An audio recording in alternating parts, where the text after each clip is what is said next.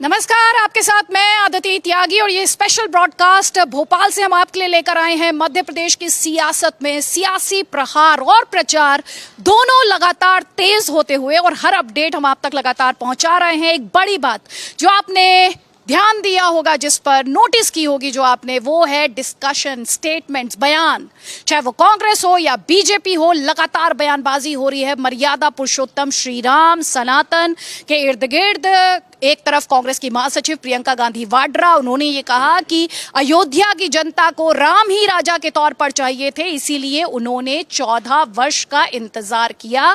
तो वहीं प्रधानमंत्री ने कहा कि आलाकमान के इशारे पर सनातन का अपमान किया कांग्रेस के नेताओं ने। इसी पर विस्तार से बात होगी। कई खास मेहमान हमारे साथ हैं, लेकिन इस वक्त हमारे साथ हैं मनोज तिवारी जी। किसी तरह के तारुफ की, इंट्रोडक्शन की उन्हें जरूरत नहीं है। कैंपेन करने के लिए पार्टी के लिए यहाँ पर पहुंचे हुए हैं, क्योंकि हम यहाँ पर बात कर रहे हैं हिंदुत्व की, सनातन की। आप ग्राउंड पर गए, आपने क्या महसूस किया? और आप तो जिस तरह से सनातन का गुणगान भी करते आए हैं, तो उस लिहाज से भी इन इलेक्शंस में सनातन कितना बड़ा मुद्दा? मुझे लगता है कि विकास के बाद या शायद उसके समकक्ष ही अब सनातन का मुद्दा है। अदिति जी, मुद्दा इसलिए है क्योंकि कांग्रेस ने और कांग्रेस के इंडिया अलायंस ने, इन लोगों ने कसम ली है कि हम सनातन धर्म को समाप्त करेंगे।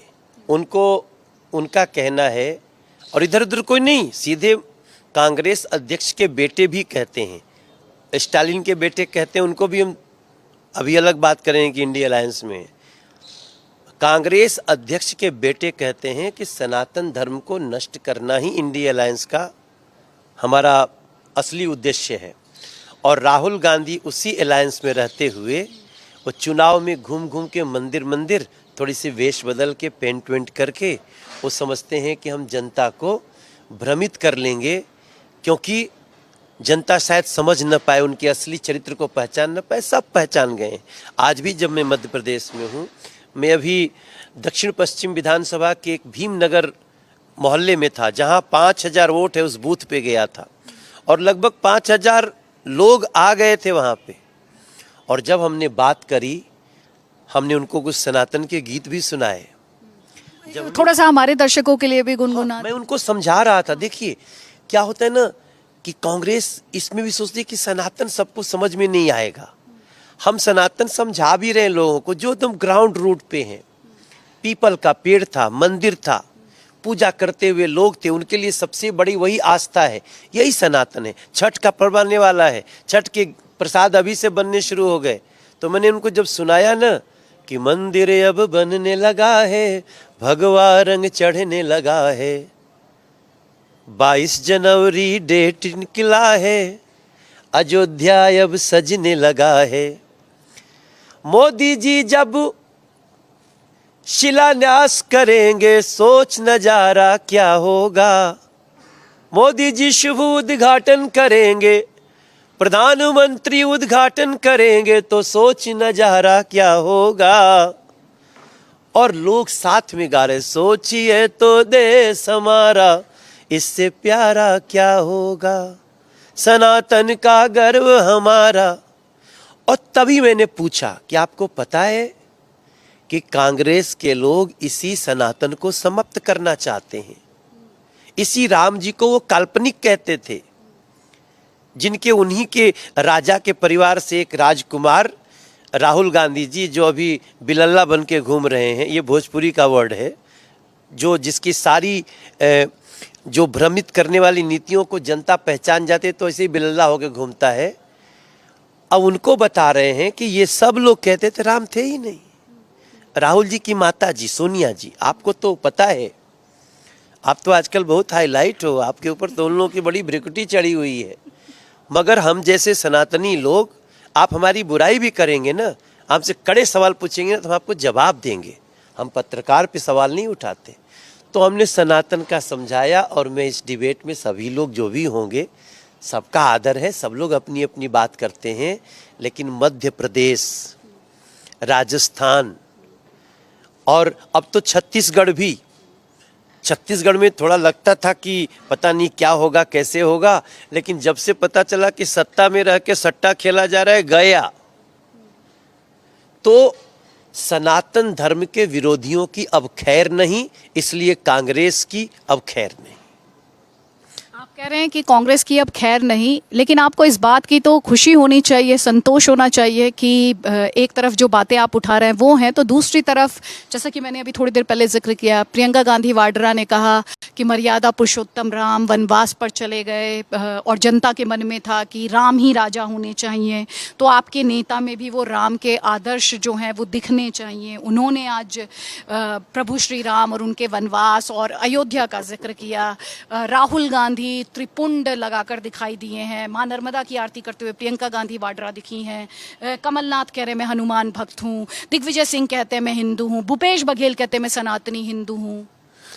ये सब चुनावी हिंदू हैं, ये सब चुनाव में हिंदू बनी जाते हैं, लेकिन जैसे चुनाव होता है तो यही राहुल गांधी वहाँ के सांसद हैं जहाँ गौ माता को सार्वजनिक रूप से कांग्रेस के कार्यकर्ता काटते हैं। तो मुझे कहते हुए भी बड़ा सा मन, ये लोग चुनाव में सारा अच्छा चेहरा, इनको लगता है कि अब अचानक सनातन जाग गया है। जैसे होता है ना, एक चोर था, वो गया था भगवान जी की मूर्ति के ऊपर लगी सोने की घंटी को चुराने, और तभी लोग आ गए, अरे मैं बहुत बड़ा भक्त हूं, मैं तो घंटी बजाने की कोशिश कर रहा था। वही हालत है कांग्रेस की इस समय। प्रियंका जी, मैं राजस्थान हो के आज ही मध्य प्रदेश आया, मैं आपसे मुखातिब हूं। प्रियंका जी को राजस्थान में भी लोग ढूंढ रहे हैं। भट्टी में झोंक दी गई बिटिया, बलात्कार हुआ, प्रियंका जी देखने भी नहीं गई। कहाँ है बेटी हूं, लड़ सकती हूं, एक बार चले तो जाते। चलो जी, जो अपराध तो हो गया, अपराध होने के बाद सजा मिलनी चाहिए, जाना चाहिए, गए तक नहीं। अदिति जी, ये लोग सनातन की बात करेंगे। आज मुझे लगता है राहुल गांधी जी को त्रिपुंड लगाने में भी उनको घर के अंदर 4-5 थप्पड़ पड़ा होगा, ऐसे से लगाओ, ऐसे गलत नहीं, ऐसे कैसे करो, क्योंकि ये मूलतः सनातन के उतने बड़े शत्रु हैं, उतने बड़े शत्रु हैं, शायद हमास की सोच के लोग जितने शत्रु होंगे उतने बड़े शत्रु हैं। ये हमास के समर्थक हैं। अदिति जी, राजस्थान में एक दुकानदार का गर्दन काट दिया गया, कन्हैया लाल का वीडियो बनाया गया, उन सबों का जमानत हो गया। हमास आज जो इजराइल और हमास में जो हो रहा है ना, उसकी तो शुरुआत हमासीपन की राजस्थान में हो गई थी। मध्य प्रदेश में जब लोगों ने कोशिश किया ना कि राम जी के रामनवमी पे निकले शोभा यात्रा पे, तो यहाँ पे फिर उनको बुलडोजर दिखता है, फिर उनके घर धराशायी होते हैं, और यहाँ पे जब गर्दन भी काट देता है तो जमानत लेके चला जाता है, जो वीडियो बना करके गर्दन काटता है। तो मेरा मानना है कि अब सनातन जाग गया है, भारत का जन जन जाग गया है, सड़कें भी बनती हैं अब, बजट भी बढ़ता है अब, बिजली भी मिलती है अब, जन जन सारा जान गया है। मेरे हाथ में किताब है ना, मैं किताब, हमारे मध्य प्रदेश की किताब है, मैं इस किताब का अध्ययन कर रहा था कि तब और अब। हम आपको कुछ चीज़ें अगर पढ़ के बताएं आपके चैनल पे कि तब क्या होता था।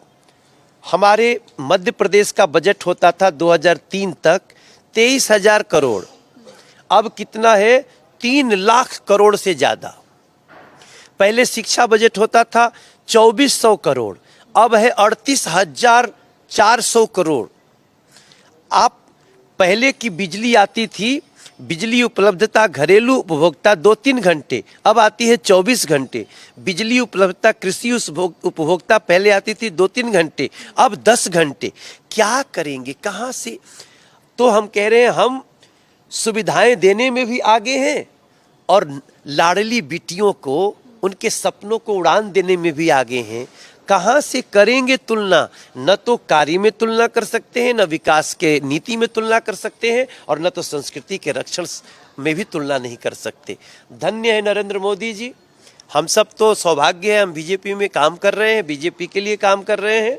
हमारे मामा जी ने लाडली बेटियों को 1250 रुपए की जगह, अब पहले 1250 रुपया मिलता था, अब मिलेगा 3000 रुपए। अब 5 साल तक लोगों को जो राशन से फ्री अनाज मिलता है, भारत कितना सक्षम है कि 5 साल तक मिलेगा। और उसके साथ साथ अगर किसी ने हमास प्रवृत्ति दिखाई तो फिर उसकी खैर नहीं, उसके लिए बुलडोजर निदान है। मनोज जी, मेरा आपसे लास्ट सवाल ये है, क्योंकि मुझे पता है आपको कैंपेन के लिए जाना है और मैं आभारी भी हूँ कि आपने हमें वक्त दिया है इस तरह से। अभी आपने जो बातें रखी सनातन को लेकर, आपने जो सवाल पूछे प्रियंका गांधी वाड्रा, राहुल गांधी से, कमलनाथ जी कहते हैं राम मंदिर भारत का है, बीजेपी का नहीं है। वो कहते हैं हिंदुइज्म पर या सनातन पर आपका कॉपीराइट नहीं है। अगर राहुल गांधी कहते तो आप कहते हैं ये दिखावा कर रहे हैं, आपके नेता करते तो आप कहते हैं आप सनातन के पुरोधा हैं। तो आप में आपका कोई कॉपीराइट थोड़ी है इसके ऊपर। ये बात कांग्रेस पार्टी बार बार उठाती आई है। सनातन धर्म को नष्ट करना चाहिए, ये तो कमलनाथ जी का अलायंस कह रहा है। राम को जिस दिन काल्पनिक कहा गया, श्री राम को, क्या उस दिन कमलनाथ जी नहीं थे क्या? कमलनाथ जी अभी बच्चे हैं क्या? 4 दिन कभी वही पैदा हुए हैं क्या? क्या कमलनाथ जी उस दिन नहीं थे जब सोनिया गांधी जी ने और कांग्रेस ने बड़े बड़े वकील खड़े किए राम मंदिर के खिलाफ? टेंट में ही रहने चाहिए राम, टेंट से भी हटाने की तैयारी थी। अब कमलनाथ जी की समस्या ये है कि कमलनाथ जी एक परिवार की चाटुकारिता की राजनीति करते हैं। आज उनको पता चल गया कि अरे सनातन तो बहुत ऊपर आ गया, मंदिर तो भव्य बन के तैयार हो रहा है, तो अब इसी में से कुछ भ्रमित करो। कांग्रेस की ये जो नीति होती है, ये तब चल जाती जब 2003 के पहले का समय था कि यहाँ से इसका फैक्ट निकालना आसान नहीं होता था। अब फैक्ट गूगल पे भी है और फैक्ट अदिति जैसे पत्रकारों के शो में भी है और फैक्ट हमारे जैसे स्टडी करके बात करने वाले राजनेताओं में भी है।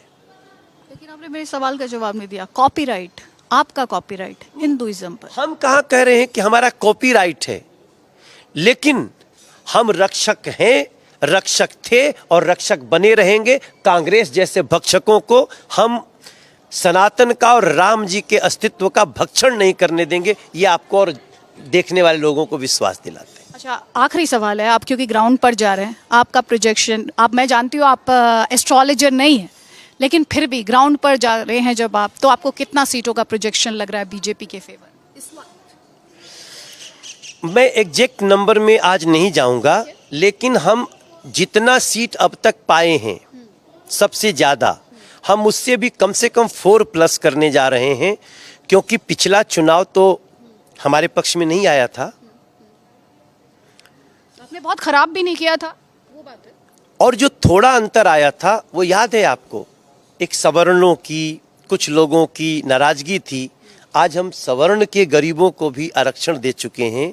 और पिछले चुनाव में जितना हार जीत का अंतर था, उससे ज़्यादा तो नोटा थे, क्योंकि वो कांग्रेस को नहीं चुन सकते थे कभी भी।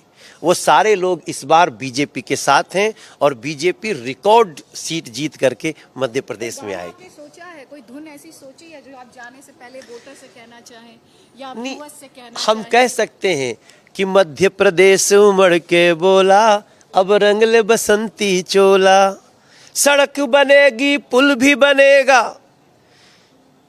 लाडली को लाभ मिलेगा, होगा बम बम भोला। मध्य प्रदेश उमड़ के बोला, अब रंग ले बसंती चोला, राजस्थान उमड़ के बोला।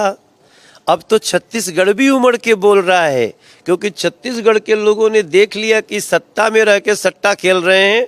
अब बघेल जी की भी विदाई है और इन सारे तीनों राज्यों में कांग्रेस किसी भी जगह नहीं ठहरेगी, भारतीय जनता पार्टी का परचम लहरे। बहुत बहुत शुक्रिया सर, धन्यवाद। Thank you Aditi. तो ये थे मनोज तिवारी जी, जिन्होंने अपने अपने अंदाज में इस समय जो मध्य प्रदेश की राजनीति है और जिस तरह की बयानबाजी हो रही है उसे अपने अंदाज में आपके सामने बयां किया है।